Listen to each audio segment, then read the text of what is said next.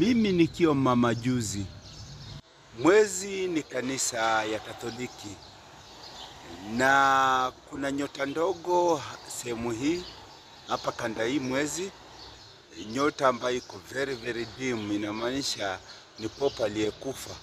Na hii nyota nyingine hii yenye inaonekana kanda mwezi ni pop mpya mwenye anakuja.